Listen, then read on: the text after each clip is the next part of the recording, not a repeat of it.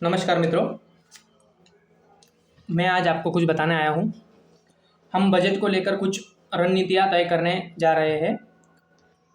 रणनीतियों से मेरा मतलब है कि मैं बजट को लेकर कुछ स्ट्रेटेजी बना रहा हूँ। हम उस स्ट्रेटेजी के हिसाब से काम करेंगे। इसका रीज़न ये है कि बजट में सबसे इम्पोर्टेंट चीज़ होती है वॉलेटिलिटी, और वो वॉलेटिलिटी हमें मार्केट में बहुत ऐसे कम अवसर आते हैं कि जब वो हमें वॉलेटिलिटी देखने मिलती है। जैसे कि आपने लास्ट मंथ देखा होगा, जैसे कि हमारे लोकसभा चुनाव के इलेक्शन के रिजल्ट आए थे। उस समय पे वॉलेटिलिटी अपने पीक पर थी और मार्केट ने मूवमेंट भी बहुत अच्छा दिया। उस दिन लगभग लगभग 7.5 से 8% का निफ्टी के अंदर मूवमेंट आया था। तो जो ऐसे इवेंट होते हैं ये हमें बार बार मौके नहीं देते। 2 साल में 3 साल में एक या दो बार ऐसा समय आता है कि जब इस तरह के इवेंट हमें ट्रेड करने के लिए मिलता है। और लोकसभा इलेक्शन के बाद में, सरकार बनने के बाद, ये पहला इवेंट हमारे सामने है। तो हम इतनी बड़ी अपॉर्चुनिटी को खो नहीं सकते। और हमारे सामने सबसे अच्छी बात यह है कि 25 तारीख को एक्सपायरी है मंथली, और वो एक्सपायरी नियर होने की वजह से जो भी हमारे स्टॉक ऑप्शन है और ऑप्शन के प्रीमियम है वह हमें काफ़ी सस्ते दाम पर अवेलेबल है।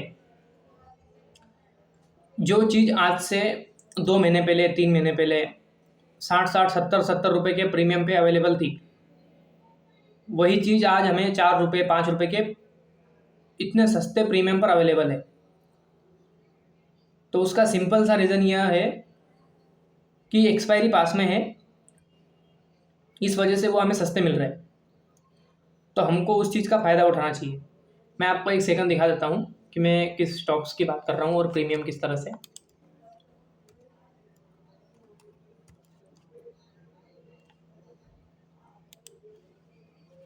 ये आरईसी लिमिटेड का स्टॉक था। इसका जो प्रीमियम चल रहा था, इसकी प्राइस चल रही है अभी 598 रुपये के लगभग लगभग। तो हमने इसको 542-44 रुपये के आसपास से कैप्चर किया था। और इसके जो ऑप्शन के प्रीमियम है पुट के, वो काफ़ी सस्ते आ रहे हैं। और मैं आपको ये भी दिखा देता हूँ कि 2 महीने पहले कितने पे मिल रहे थे।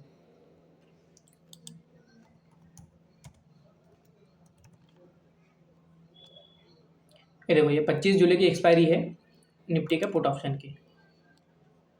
ये देखो, इसका जो प्रीमियम का हाई है वो है लगभग लगभग 178 का। यही प्रीमियम अगर हम बाय करके चलते तो हमको ये काफ़ी महंगा मिलता। और इसका लॉट साइज है 2000 का। तो इसका जो प्रीमियम चल रहा है अभी, वो चल रहा है 5 रुपये से स्टार्ट हुआ था। 5 रुपये से हमने बाइंग दे दी थी, 7 रुपये से दी थी हमने। अभी प्राइस चल रही है 15 रुपये 40 पैसे, और इसने हाई लगाया है 17 रुपये 75 पैसे का। तो आप सोच सकते हो कि इनके प्रीमियम काफ़ी सस्ते दाम पर अवेलेबल है। और मैं ऐसा नहीं बोल रहा हूँ कि आपको यही वाला स्ट्राइक प्राइस बाय करना है। अब हमको ये करना है, जैसे जो भी स्ट्राइक प्राइस है उसके 5%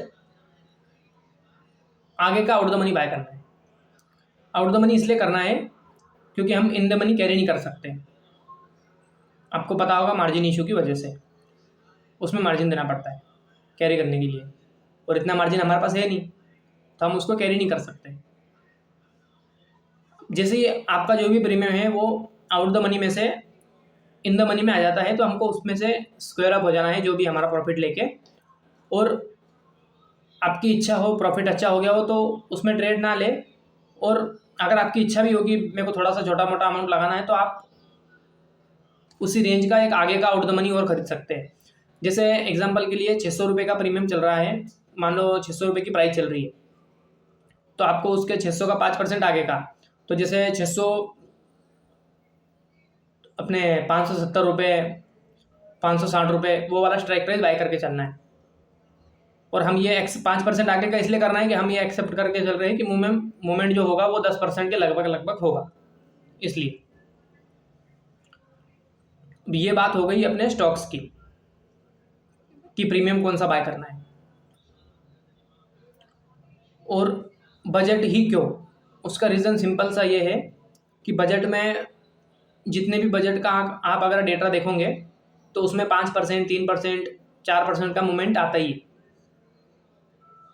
और हमारे जो ट्रेड है, वो हमारी जो स्ट्रेटेजी है, वो भी बजट के ऊपर ही डिपेंड है। अगर बजट में मूवमेंट नहीं आता है तो हम हमारे जो भी ट्रेड है उसमें हम हमारे स्टॉप लॉस पर बाहर निकल जाएंगे। हमारी जो स्ट्रेटेजी है वो पूरी तरह से बजट के वॉलेटिलिटी पर डिपेंड करती है।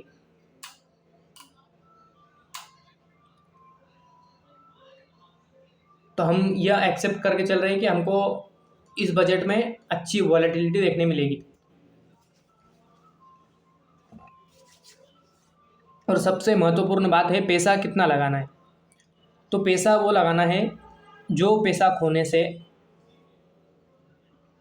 आपके परिवार पर, आपके स्वास्थ्य पर और आपके दैनंदिन जीवन पर किसी भी तरह का कोई प्रभाव ना पड़े। जैसे कि आप जो भी स्टॉक वगैरह बाय करते हो, तो ऐसा नहीं है कि जैसे हमने ग्रुप में चर्चा की कि भाई XYZ स्टॉक है, इसका लॉट साइज़ बाय करना है, और आपने आपके जो भी इन्वेस्टमेंट है, सेविंग है, उसमें से निकाल के 2 लाख 3 लाख रुपए का लॉट बाय कर लिया, और बाद में पता चला कि आपको नुकसान हो गया। तो हमको नुकसान बेयर नहीं करना है। तो हम ये चीज़ करके चल सकते हैं, वही पैसा लगाना है। अगर आप एक लॉट भी बाय करके चलते हो और जो स्टॉक हमने सोचा है वो 5 से 7% का मूवमेंट दे देता है उस दिन, तो आपने जो 14,000 रुपये लगाए थे वही 14,000 आपके 1 लाख 1,20,000 रुपये हो सकते हैं।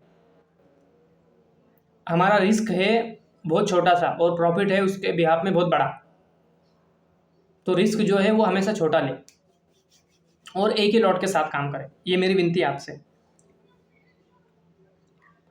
अब जैसे कि REC का लॉट साइज़ आ रहा था 7 रुपये का, अब 7 रुपये 2,000 का लॉट साइज़ है, तो 7 14, तो 14,000 रुपये का एक लॉट बाय हो रहा था। ठीक है, तो इस तरह से एक ही लॉट के साथ काम करना है।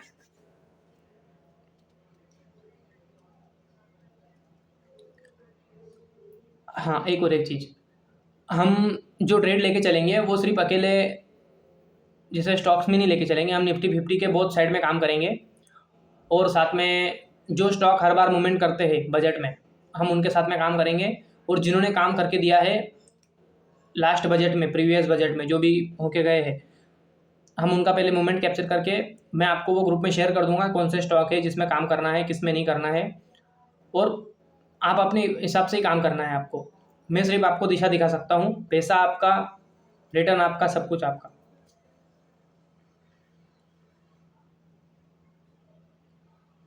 मैं अगले 2 से 3 दिनों में आपको, 2 से 3 दिनों में नहीं, मतलब बजट तो परसों ही है ना, अपने को मंडे को ही ट्रेड ट्रेड करना है, मतलब पोजीशन कैरी करके लेके जाना है घर पे। तो मैं आज रात में तो पॉसिबल नहीं है, कल कल ग्रुप में डाल दूंगा कौन से स्टॉक कैरी करना है और किस में पुट बाय करना है और किस में कॉल बाय करना है, ये भी डाल दूंगा। और क्यों करना है ये भी डाल दूंगा। और उसके अलावा निफ्टी 50 के अंदर कौन सी प्रीमियम बाय करना है वो भी डाल दूंगा।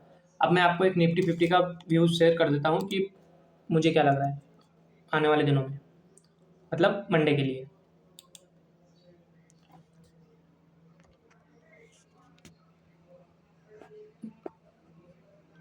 ए राजा जी,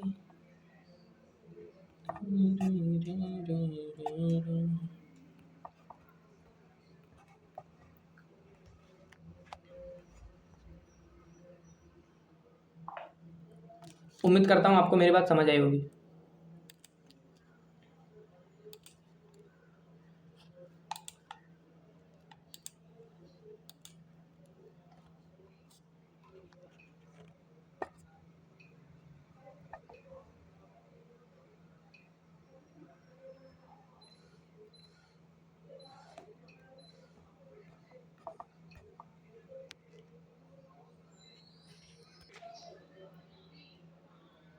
चलो कोई नहीं, वो निफ्टी 50 का व्यूज़ ही आपको शेयर करना था।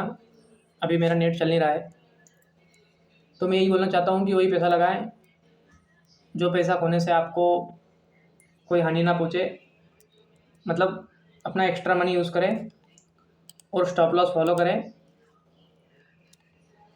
और स्टॉप लॉस बुक करना सीखें, क्योंकि अगर आप लॉस नहीं लोगे और जब तक आप लॉस नहीं लोगे तब तक आपको नुकसान होते ही जाएगा।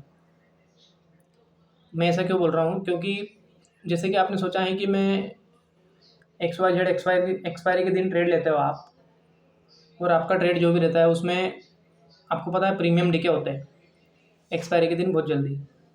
तो हमारे जो भी प्रीमियम है वो डीके इसलिए होते हैं क्योंकि एक्सपायरी है और उसमें टाइम का बहुत अच्छा इंपॉर्टेंस होता है, और टाइम डीके होने की वजह से आपके जो प्रीमियम है वो विद इन सेकंड आधे से ज़्यादा भी घट जाते हैं।